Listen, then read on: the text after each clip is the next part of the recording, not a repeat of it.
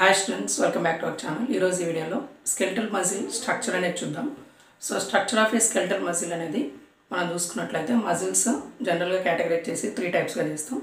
Skeletal muscle, smooth muscle, cardiac muscle అని 3 various అంటే ఉన్నటువంటి వాటిల్లో మజిల్స్ని ఇలా కేటగరైజ్ చేస్తే వీటిల్లో ఒక స్కెలిటల్ మజిల్ తీసుకొని వాటి యొక్క స్ట్రక్చర్ డీటెయిల్గా అనేది చూద్దాం.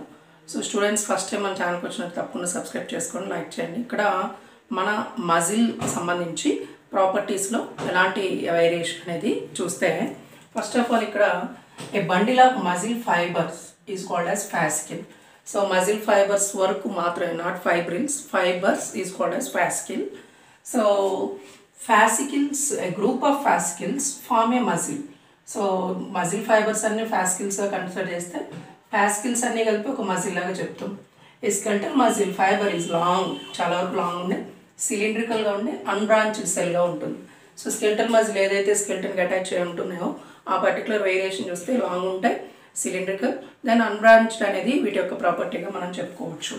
Next syncytium which is a many nuclear present in peripheral cytoplasm. Suppose ఇది ఒక మజిల్ సెల్ అనుకుంటే వీటిల్లో ఇక్కడ ఒక న్యూక్లియస్ ఉంది, ఇక్కడ ఒక న్యూక్లియస్ పెరిఫరల్ న్యూక్లియర్ అనేటువంటివి చాలా ఉన్నాయి.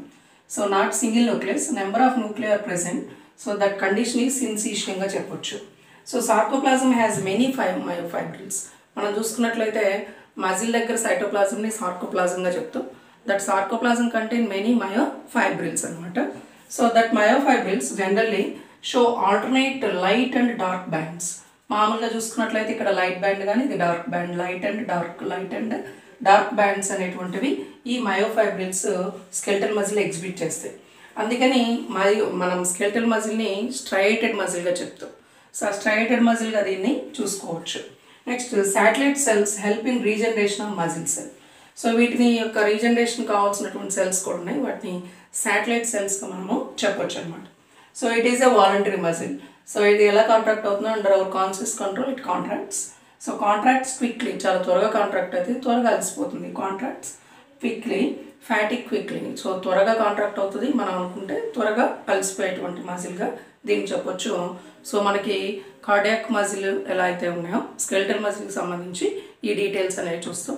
సో మనకి స్ట్రక్చరల్ ఆర్గనైజేషన్ యానిమల్స్లో ఇది 4 మార్క్స్ క్వశ్చన్గా వస్తుంది.